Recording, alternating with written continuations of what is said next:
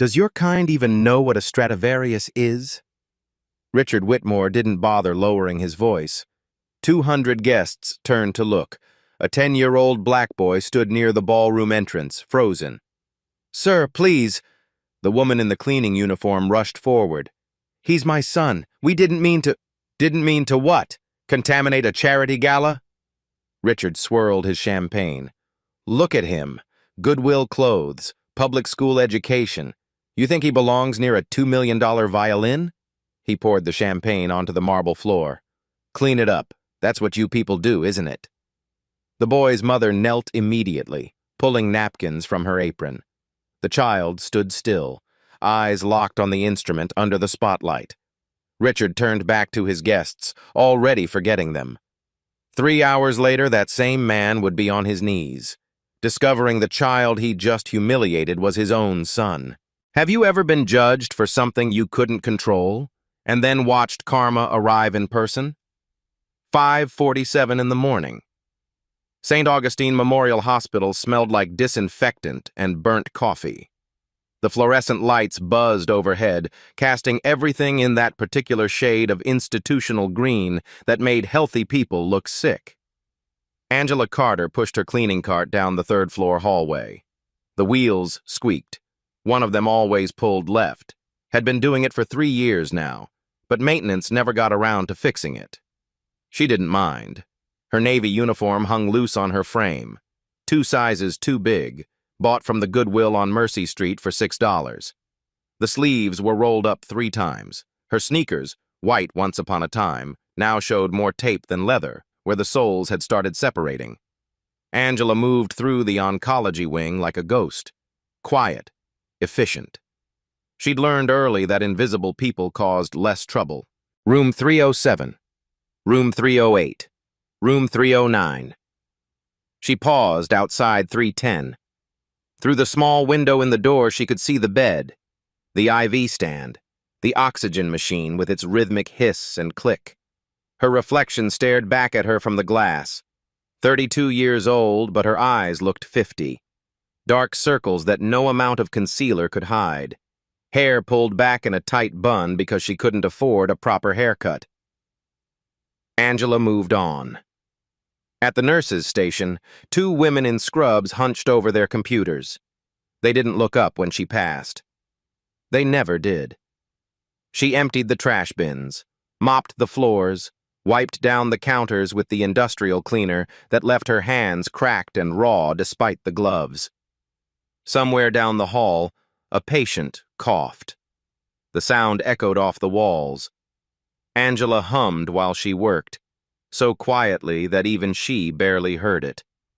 A Bach partita. The notes came automatically, muscle memory from another life. Her phone buzzed in her pocket. A text from Mrs. Carter next door. Elijah ate breakfast. Left for school at 7:15. Violin tucked under his arm like always. Angela smiled, typed back, "Thank you. I owe you. You owe me nothing, honey. That boy is a blessing to watch." The phone went back in her pocket. Angela returned to mopping. The morning sun started filtering through the windows at the end of the hall, golden light on linoleum. Another day. She had 4 more floors to finish before her shift ended at 2. 11 years ago, Angela had been a nursing student. 2nd year at Boston College. Scholarship student, yes, but she'd been there. She'd belonged, smart, determined, going to change the world. Then she'd met a surgical resident named Richard. Brilliant, ambitious, completely unavailable emotionally, but she'd been 21 and stupid and convinced she could fix him. One night, one mistake. He'd left for a research position in Switzerland 3 weeks later. She'd found out she was pregnant 2 weeks after that. Angela had tried to find him, called the hospital, left messages, but Richard Whitmore was already gone, already climbing, already building his empire. She'd made a choice: drop out, have the baby, start over. Elijah was born on a Tuesday in March.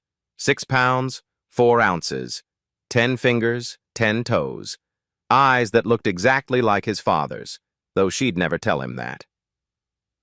The nursing scholarship evaporated. Student loans came due. She'd taken the first job she could find, cleaning offices downtown for $9 an hour. Then Elijah turned 3 and hummed along to a violin concerto on PBS. Perfect pitch. She'd borrowed a quarter-size violin from a music teacher. Elijah had picked it up like he'd been playing his whole life. Angela had worked 3 jobs to pay for lessons, 2 years of group classes at the community center. Then the teacher, Mrs. Kowalski, an elderly Polish woman with kind eyes, had pulled Angela aside. "Your son is special," she'd said. "Truly special. But I cannot teach him anymore. He needs a real conservatory." Conservatory tuition, $12,000 a year. Angela's salary, $28,000. So Elijah learned from YouTube videos, practiced on a school rental violin with a crack down the back, taught himself to read music by watching tutorials on their shared laptop. And he was good. Better than good. But better than good didn't pay for auditions, didn't cover application fees, didn't open doors when you lived in a studio apartment in Roxbury and your mother cleaned toilets for a living. Angela's break came at 9:30, 15 minutes in the staff room, stale coffee in a styrofoam cup, a granola bar she'd brought from home because the vending machines were too expensive. She sat in the corner chair, the one with the rip in the cushion. The flyer on the bulletin board caught her eye. Bright white paper. Expensive printing. Sati, Augustine Memorial Hospital, Annual Charity Gala. Saturday, November 18th, 7 o'clock p.m. Grand Ballroom Talent Showcase Competition. First prize, $50,000 plus matching donation to charity of choice. Angela stood up, walked closer. $50,000. She could pay off half her medical debt, put the rest toward Elijah's education, maybe even afford one of those fancy youth conservatory programs that sent students to Juilliard and Curtis. Her hands trembled as she pulled out her phone to take a picture. Then she saw the fine print at the bottom. Entry fee, $500. Ensures intimate, high-quality event. All proceeds benefit hospital cardiac research. $500. Angela's checking account currently held $83.14. Payday was Friday, but that check was already allocated. Rent, utilities, groceries, Elijah's school supplies. She took the picture anyway. That evening, she mentioned it to Mrs. Carter while picking up Elijah. "Could be good for the boy," Mrs. Carter said, watching Elijah practice scales in the living room. "Let people see what he can do." "The entry fee is $500. Mrs. Carter's face fell. "Oh, honey."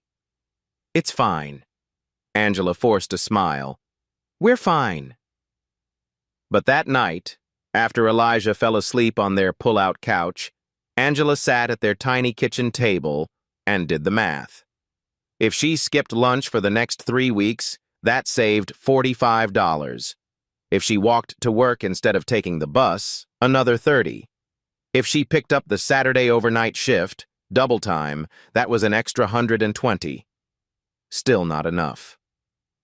She opened her laptop, searched for emergency loans bad credit. The interest rates made her stomach turn. Angela closed the laptop, stared at the wall. In the other room, Elijah turned in his sleep.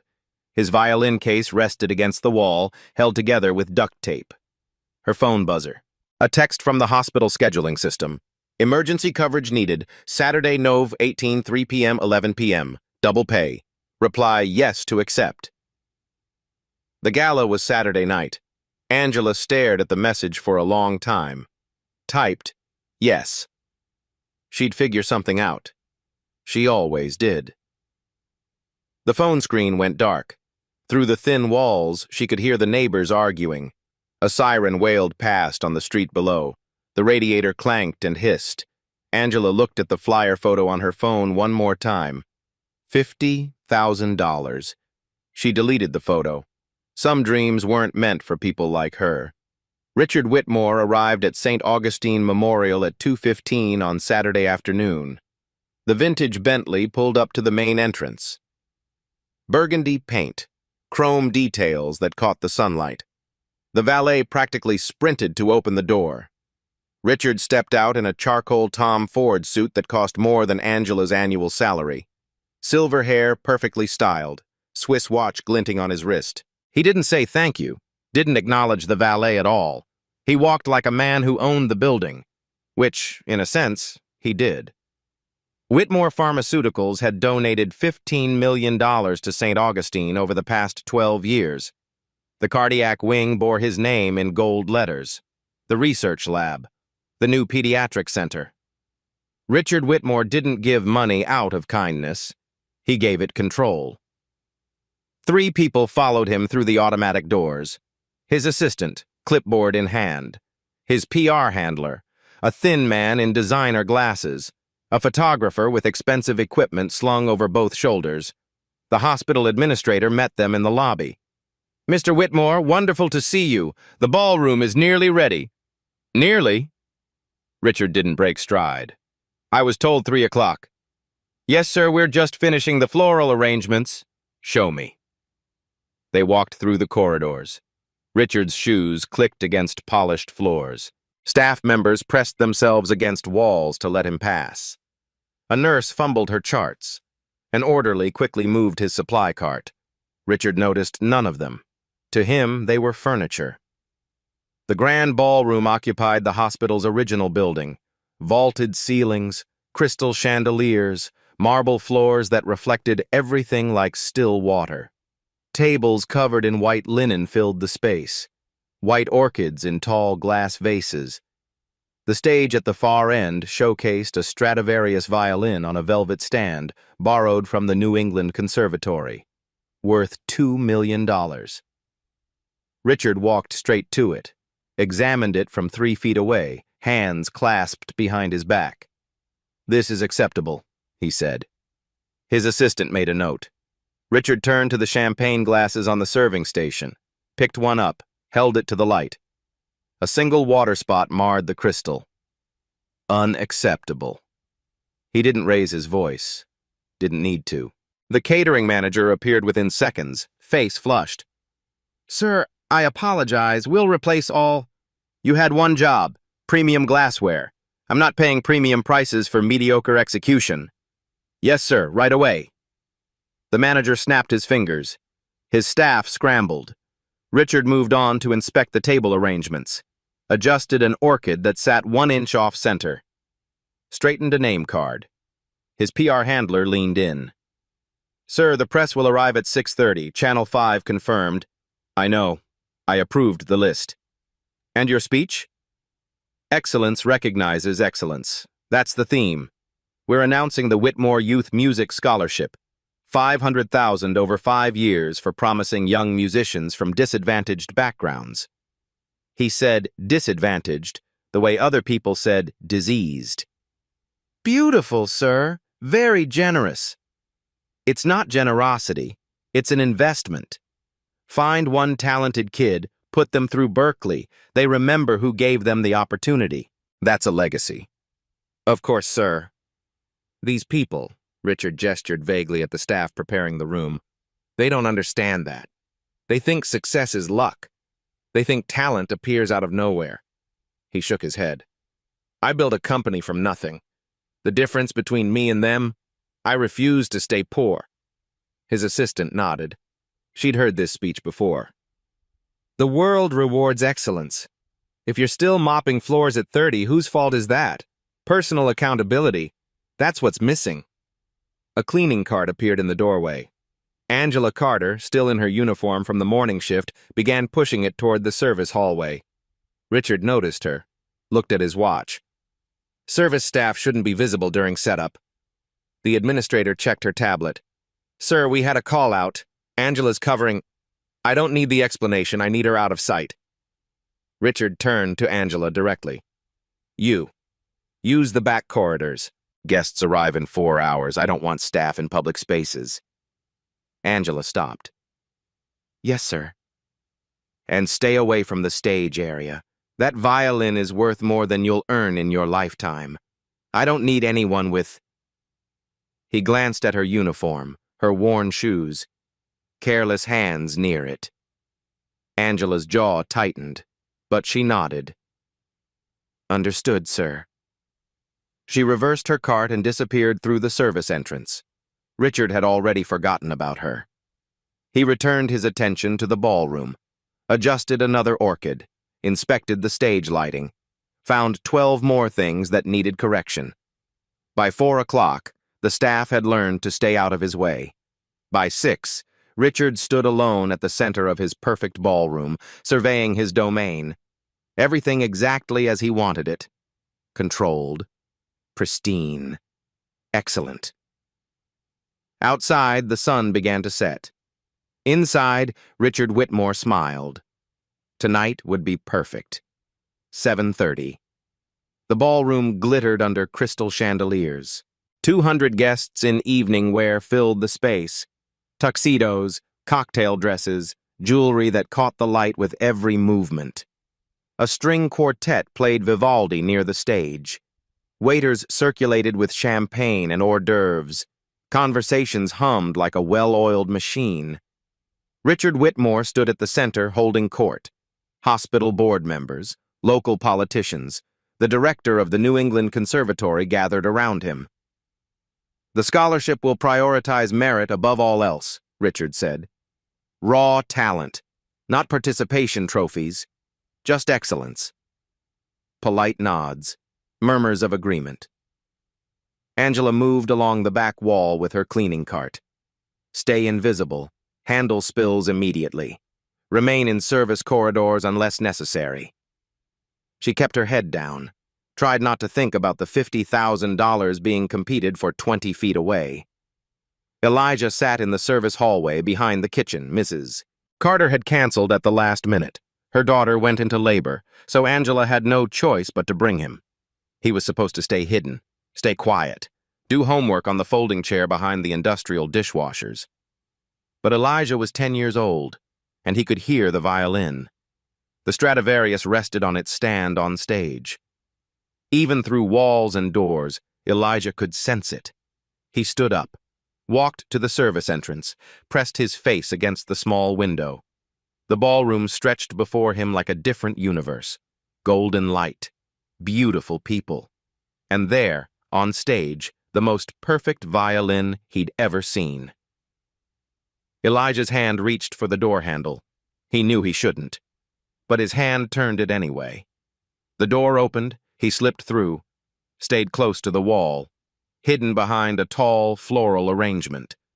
The music wrapped around him. No one noticed. He moved closer to the stage. One step. Another. His eyes never left the violin. Then his backpack caught on a serving cart. A champagne bottle tipped, fell, shattered against the marble floor. The sound cut through the ballroom like a gunshot. Every head turned, every conversation stopped. Elijah stood frozen. A 10-year-old black boy in a faded jacket and worn sneakers, surrounded by shattered glass and spreading champagne. Richard saw him first. "What is this?" His voice carried across the ballroom. Not loud, but sharp enough to make people flinch. He walked toward Elijah. The crowd parted. Richard stopped 5 feet away, looked down at the child, then at the broken glass. "You people really think you can just wander in here, don't you?" Elijah's mouth opened, closed. No sound came out. "This is a $2,000 per plate event. Not a daycare for, well, for whatever this is." A few guests shifted uncomfortably. Most watched with detached curiosity. Angela burst through the service entrance. Her face drained when she saw Elijah. "I'm sorry, sir." She rushed forward, grabbing Elijah's arm. "He's my son. We'll leave right—" "You'll leave when I say you can leave." Richard plucked a champagne flute from a passing waiter, held it up, then poured it onto the floor. The liquid spread across the marble. "Since you're here anyway, clean that up." Angela's hands trembled. "Yes, sir." She knelt immediately, pulled napkins from her apron, began sopping up the liquid. Elijah didn't move. He stared at Richard with wide eyes. "Does your kind even know what a Stradivarius is?" Richard gestured toward the stage. "That instrument is worth $2 million, more than your mother will earn in her entire life." "I know what it is." Elijah's voice came out small but clear. The ballroom went quieter. Richard's eyebrows rose. "Excuse me?" "It's a Stradivarius, from Italy, the 1600s. Elijah swallowed hard. "I play violin." Someone in the crowd laughed. Then another. The laughter spread. "You play violin, eh?" Richard's smile didn't reach his eyes. "How delightful. Where did you learn? YouTube?" Elijah's face burned. "Yes, sir." More laughter. A man in a tuxedo called out, "The kid probably thinks it's a toy." A woman in pearls whispered loudly, "Poor thing. Doesn't even realize how embarrassing this is." Richard raised his hand. The laughter died. "Well then, if you're truly a violinist, prove it. Play something. Right now." Angela stood quickly. "Sir, please. He's just a child."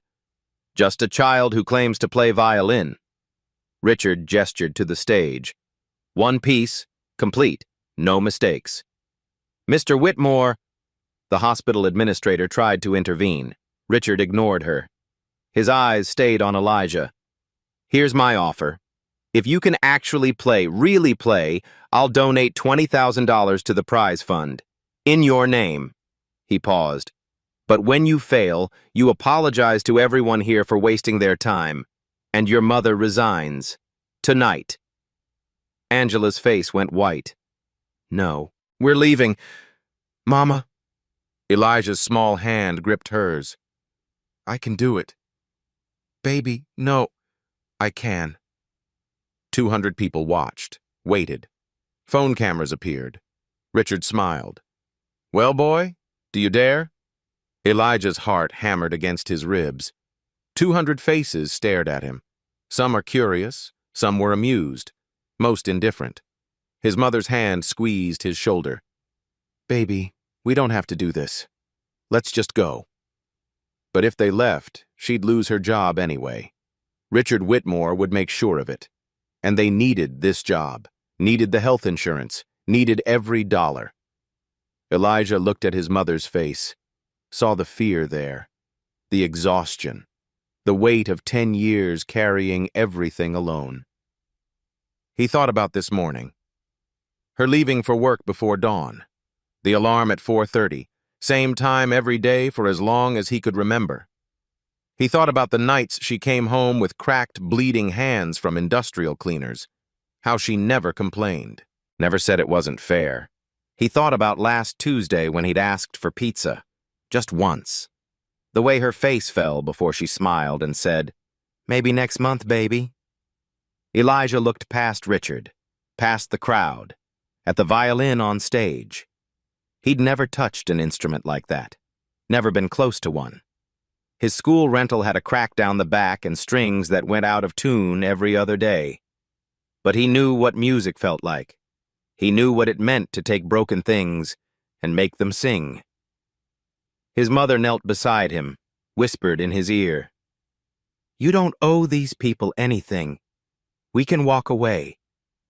But then you lose your job. I'll find another one." "Mama." Elijah looked at her, really looked, saw the gray hairs she tried to hide, the lines around her eyes, the way her uniform hung loose because she'd lost weight skipping meals. "You told me never to let anyone make me small." Angela's eyes filled with tears. "You told me if I know I can do something, I should do it, even if I'm scared. I also told you not to let people use you for sport. I'm not doing this for him." Elijah glanced at Richard, then back. "I'm doing it for you." Angela pressed her forehead against his. "You don't have to save me." "You've been saving me my whole life." He stood straight, wiped his eyes with the back of his hand, turned to face Richard. I'll play. Richard's smile widened. Wonderful. Just so we're clear. $20,000 if I finish without mistakes. If I fail, I apologize and Mama loses her job. Precisely. Okay. Elijah started toward the stage. Angela reached for him. Elijah? It's okay, Mama. He didn't look back. Couldn't. If he did, he'd lose his nerve. His sneakers squeaked against marble. The crowd parted. Phones lifted. Elijah climbed the 3 steps to the stage. The Stradivarius waited under the spotlight. Behind him, near the service entrance, his mother stood with her hands pressed to her mouth. Elijah reached for the violin. The violin felt impossibly light in Elijah's hands. He'd seen Stradivarius instruments in YouTube videos, read about them in library books. But holding one was different. The wood was warm, alive, like it had been waiting for him. He lifted it to his shoulder, adjusted his chin rest. His hands trembled so badly he almost dropped the bow. Richard leaned against a table near the stage, champagne in hand. Take your time, boy. We have all night. Laughter rippled through the crowd. Elijah closed his eyes, took a breath. Think about Mama. Think about why you're here. His fingers found the strings, pressed down. The muscle memory was there, built from thousands of hours on his cracked school violin. He decided on Bach, Chaconne in D minor, one of the hardest pieces ever written for solo violin. 15 minutes of technical precision and emotional depth that had broken professional musicians. Mrs. Kowalski had told him once, if you can play Chaconne, you can play anything. He'd learned it from a recording on YouTube. A performance by Hilary Hahn that he'd watched 273 times, practiced it in sections, measure by measure, because his school violin couldn't hold tune long enough to play it through. But this violin could. This violin could do anything. Elijah drew the bow across the strings. The first note came out shaky, thin. His bow hand cramped from nerves and the weight of 200 stairs. Someone near the bar snickered. A woman whispered, "This is painful." Richard checked his watch, made a show of it. This should be brief. More laughter. But Elijah didn't stop. He played the second note, then the third, then the fourth, and something shifted. His breathing steadied, his shoulders dropped. The ballroom fell away, the chandeliers, the marble, the people in their expensive clothes. There was only the music. The opening phrases of Chaconne emerged like a voice speaking from centuries ago, mournful, searching, each note a question without an answer. Bach had written this piece after his wife died. Elijah had read that on Wikipedia. The composer pouring his grief into music because words weren't enough. Elijah understood that. He had his own grief, his own questions. Why did his mother have to work herself to exhaustion? Why couldn't they afford the things other kids had? Why did people like Richard Whitmore get to decide who mattered and who didn't? The music poured out. His fingers moved across the fingerboard. His left hand found positions he'd practiced in his tiny apartment, trying to stay quiet so the neighbors wouldn't bang on the walls. But this wasn't quiet. This was everything he'd held inside for 10 years. 30 seconds in, the snickering stopped. A woman near the front set down her champagne glass, leaned forward slightly. 45 seconds in, conversations began to die mid-sentence. The man who'd called the violin a toy stood with his mouth slightly open. 1 minute in, the entire ballroom was listening. Richard straightened from his casual lean, his eyes narrowed. This wasn't what he'd expected. Elijah's bow danced across the strings, the chaconne built in complexity, running passages that required absolute precision, double stops where he played 2 strings simultaneously, creating harmonies that shouldn't be possible from one instrument. But Elijah made them possible. His fingers flew. His bow arm controlled dynamics from whisper soft to thunderous and back again in the space of 4 measures. He shaped each phrase like a sentence, each section like a paragraph in a story only music could tell. 2 minutes in, Dr. Patricia Carter covered her mouth with her hand. Tears gathered in her eyes. She'd been in the room when Richard humiliated this child. She'd almost intervened. Almost. Now she stood witnessing something she couldn't explain, couldn't rationalize. The hospital administrator stared, frozen with a canapé halfway to her lips. 2.5 minutes in, a man in the back, Dr. Harold Finch from Boston Conservatory, grabbed his wife's arm. "That's not possible," he whispered. "What?" "That technique, that phrasing. He's playing like he's studied with masters for 15 years. He's 10 years old. I know." 3 minutes in, the entire ballroom held its breath. Phones recorded, but the people holding them had forgotten they were recording. They were just watching, listening, witnessing something that defied logic. A child in Goodwill clothes playing like he'd been touched by something divine. The music swelled. Elijah leaned into the difficult passages, attacking them with confidence that seemed to come from nowhere, from everywhere. 4 minutes in, even the waiters had stopped serving. They stood along the walls, trays forgotten, listening to a 10-year-old boy prove that talent didn't care about money or race or circumstance. Talent just was. Angela stood by the service entrance, tears streaming down her face. She'd heard Elijah practice, heard played in their apartment, in Mrs. Carter's living room, in the elementary school auditorium during the winter concert where he performed Twinkle, Twinkle, Little Star with 20 other beginners. But she'd never heard him play like this, because he'd never had an instrument that could match what was inside him. Until now. The Stradivarius was giving him wings. 5 minutes in, Richard's champagne glass hung forgotten in his hand. His face had lost its smirk, lost its certainty, lost its cruelty. He watched Elijah with an expression somewhere between confusion and recognition.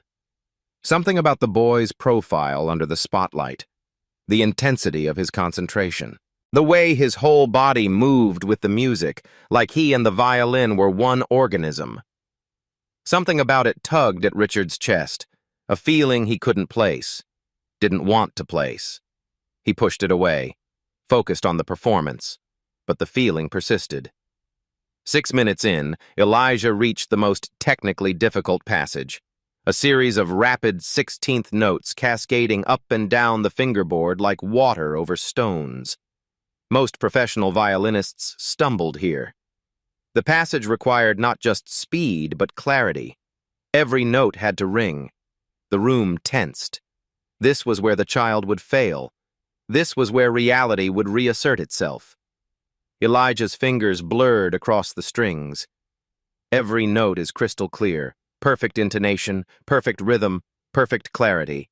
Impossible, but happening. A collective exhale rippled through the crowd. Dr. Finch grabbed his wife's hand, squeezed hard. I've seen concert violinists butcher that passage. 7 minutes in, the piece began its emotional ascent. The mournful opening theme returned but transformed, no longer a question. Now, a statement, a declaration, a refusal to accept despair as the final word. Elijah's eyes were closed. Sweat beaded on his forehead. His small body swayed with the music, rocking slightly like he was being moved by currents only he could feel. He wasn't in the ballroom anymore. He was somewhere else entirely. Somewhere music lived independent of rooms and people and judgment. A place where truth was the only currency that mattered. 8 minutes in, the ballroom became a cathedral. The music filled every corner, resonated off marble floors and vaulted ceilings. The acoustics of the old hotel ballroom had been designed for this, for sound to bloom and breathe and live. The Stradivarius sang in Elijah's hands like it had been silent for years and finally found its voice. A woman in the front row wiped tears with her napkin, no longer caring that her mascara ran. A board member who'd been skeptical of the whole evening stood with his arms crossed, but his jaw trembled and his eyes were wet. Even the security guard by the door had tears on his face. 9 minutes in, Richard's hand moved to his chest. His heart was pounding. Why was his heart pounding? This was just a child, just a performance, just music. But it wasn't just anything. It was everything. He looked at the boy on stage, really looked. The angle of his jaw, strong, defined, the shape of his eyes, deep set, intense. The way he held himself when he played, like the music was the only thing in the universe that mattered.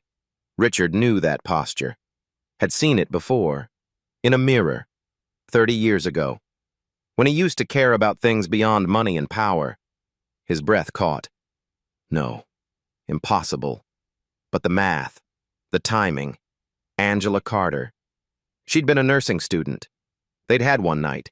She'd tried to contact him and he'd... Oh, God. 10 minutes in, Elijah opened his eyes slightly, saw the crowd's faces, saw them watching, not with mockery, not with amusement, not with pity, with reverence. He had them. And instead of playing it safe, instead of just finishing cleanly and taking his $20,000, Elijah made a choice. He gave them everything. Everything he had. Everything he was. Everything he'd ever be. The final section exploded. Elijah's bow attacked the strings with controlled ferocity. The music soared upward, reaching for something beyond the ceiling, beyond the building, beyond Boston, beyond Earth itself. Every technical skill he'd taught himself from YouTube videos, every hour of practice in secret so he wouldn't bother anyone, every moment of doubt when he wondered if he was good enough, if he'd ever be good enough, if people like him were allowed to be good enough. It all poured into these final minutes. His fingers bled. He didn't notice. His bow arm screamed with fatigue.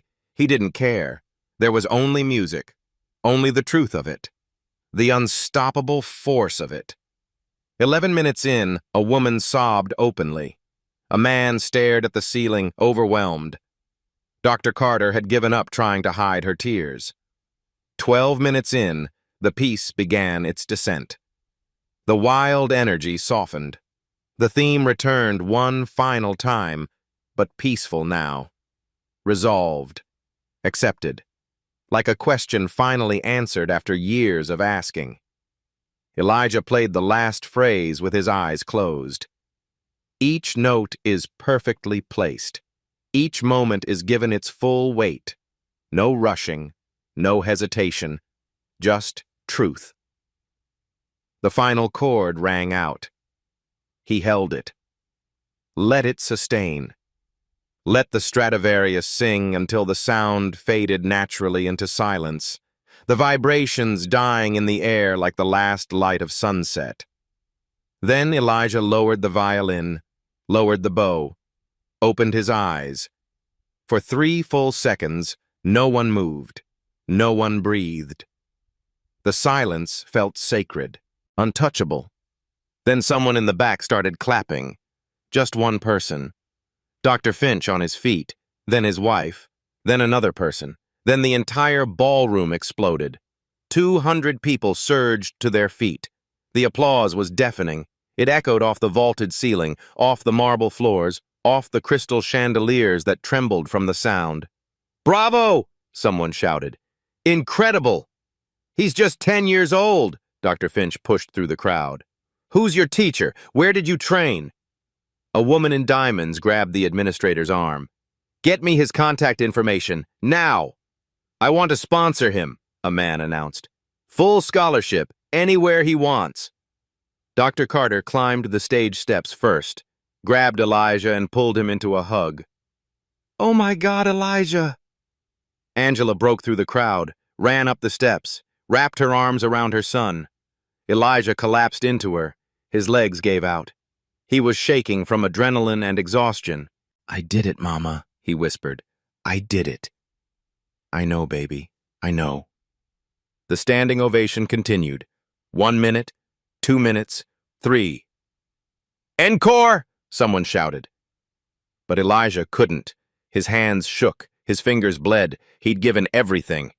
He looked out at the crowd, at 200 faces that had been laughing 15 minutes ago. They weren't laughing now.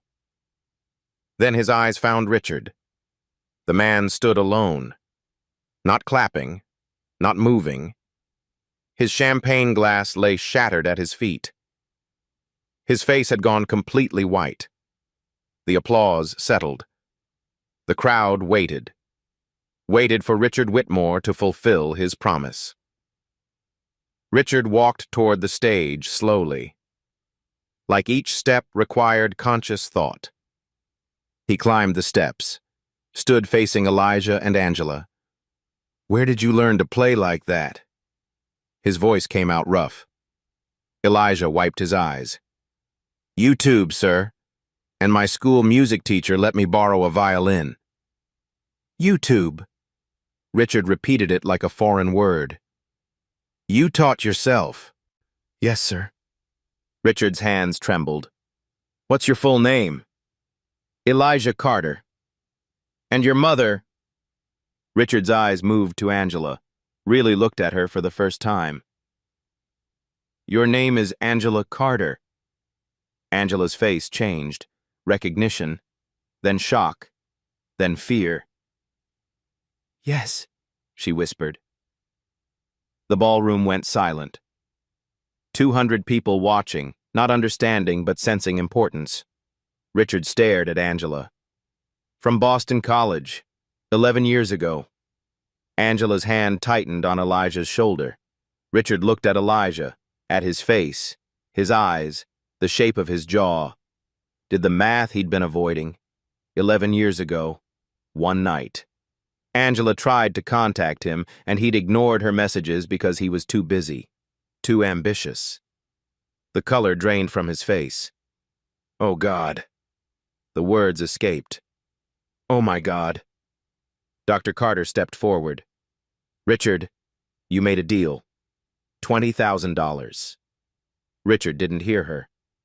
"He's mine," Richard whispered. "He's my son." The ballroom erupted in gasps. Phones lifted, recording. Angela's eyes filled with tears. She nodded once. Elijah looked between them. "What's happening?" Richard sank to his knees, right there on stage, in his $3,000 suit, in front of 200 people. He knelt at eye level with the boy he'd humiliated, the boy who was his son. "I'm sorry." His voice cracked. "I'm so sorry." Elijah stared. "I don't understand." "I'm your father." Richard's hands shook. "And I didn't know. I should have known." The crowd watched in stunned silence. Richard looked up at Angela. "Why didn't you tell me?" "I tried." Angela's voice was steady despite her tears.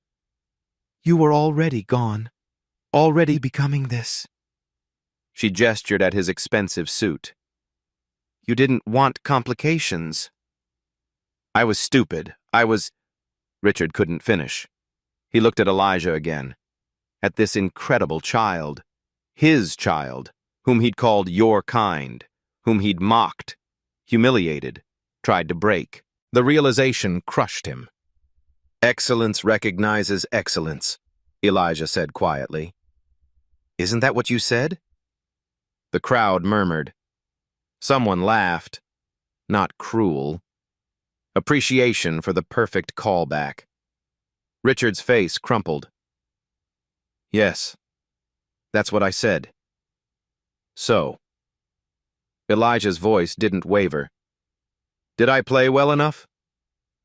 Richard looked at this 10-year-old boy, his son, with tears streaming down his face. "You played better than anyone I've ever heard." Richard stood slowly, turned to face the crowd, 200 faces staring back at him. He'd built his empire in control, of certainty, on never showing weakness. But standing on that stage, next to the son he'd just discovered, Richard Whitmore let go of all of it. "I made a promise," he said. His voice carried across the silent ballroom. $20,000 if the boy could play.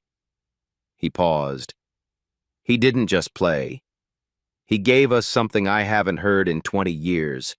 Something I forgot existed. Richard's throat tightened. Genuine excellence. Not manufactured, not trained, just pure. He pulled out his phone, opened his banking app right there on stage. I'm donating $50,000 to the hospital fund, in Elijah Carter's name. Murmurs of approval rippled through the crowd.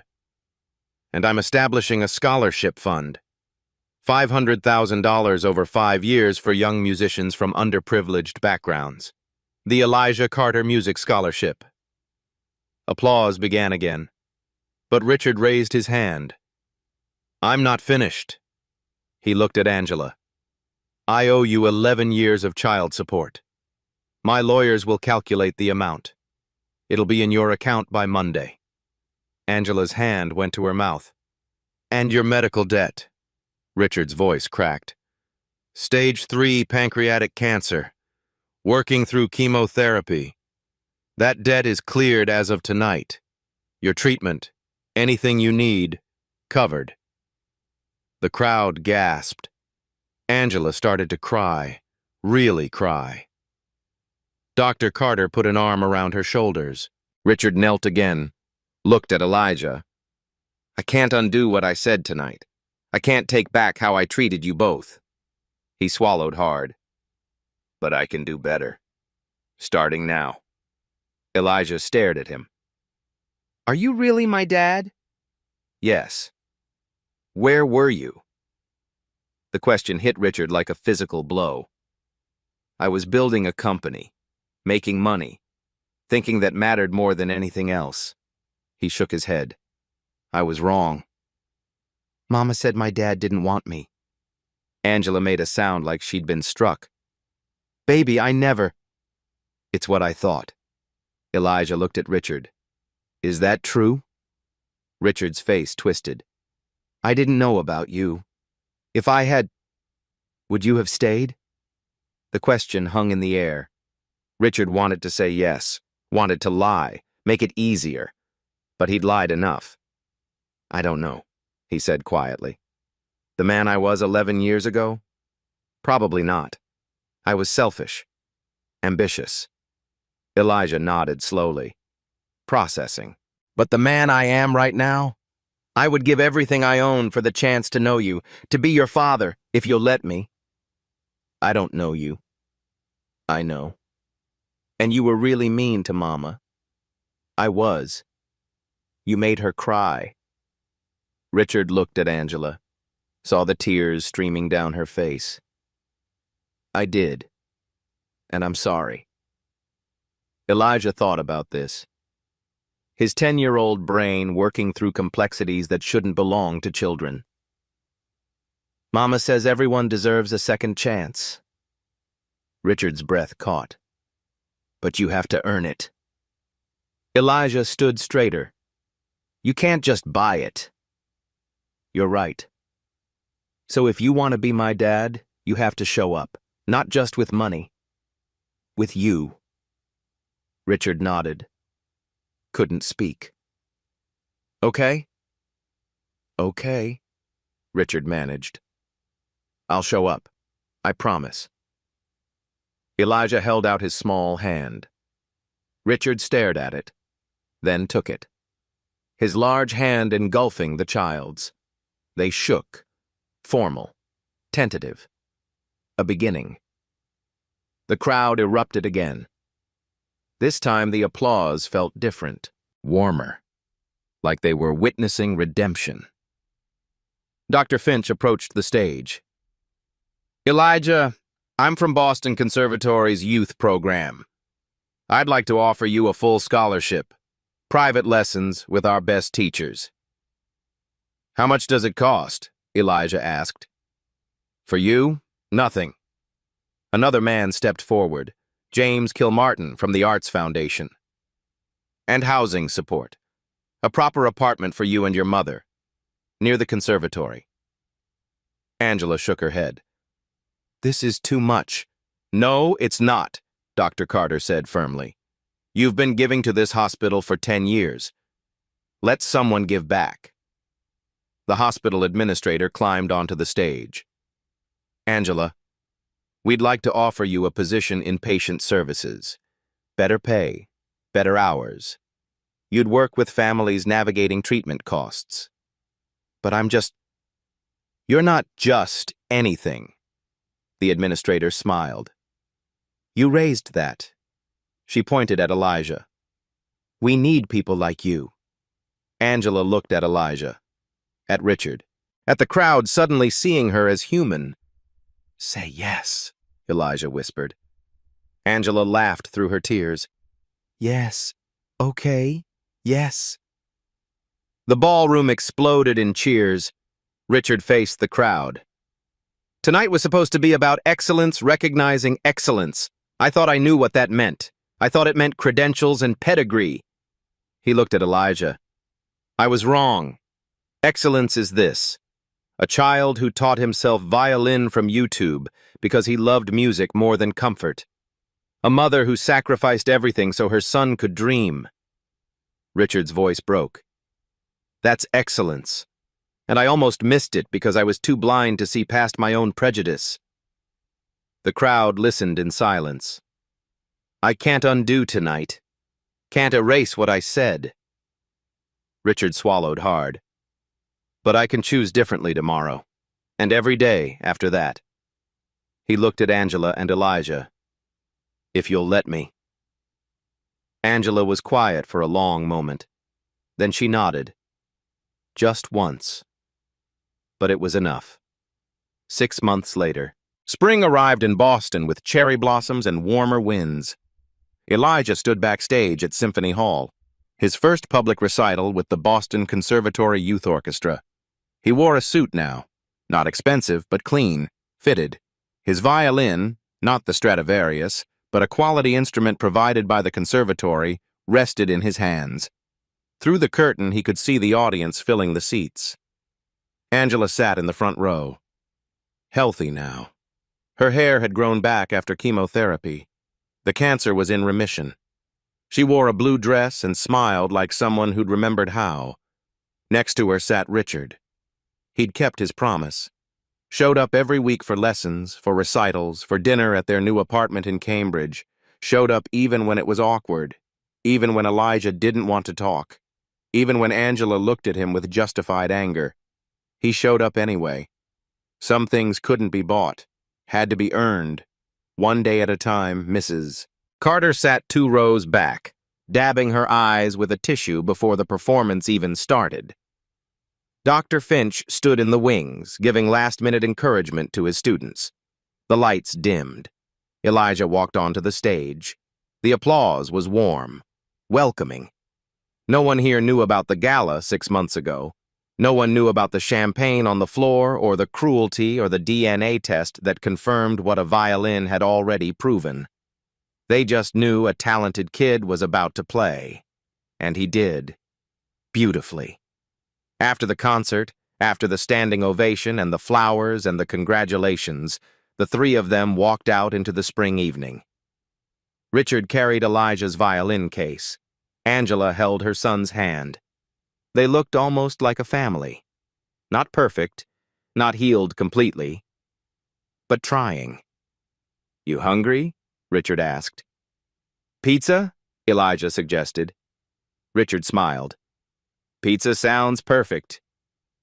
They walked down Massachusetts Avenue together, past the university, past the bookstores, past the late-night cafes full of students, just 3 people.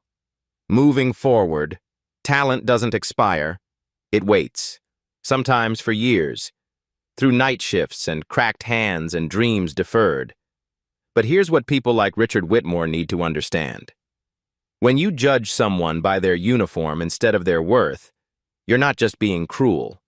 You're being stupid, because excellence hides in unexpected places, in children who teach themselves violin from YouTube, in mothers who sacrifice everything, in hands that both scrub floors and make instruments sing. Elijah didn't need Richard's permission to be brilliant. He needed Richard's cruelty to remind him he already was.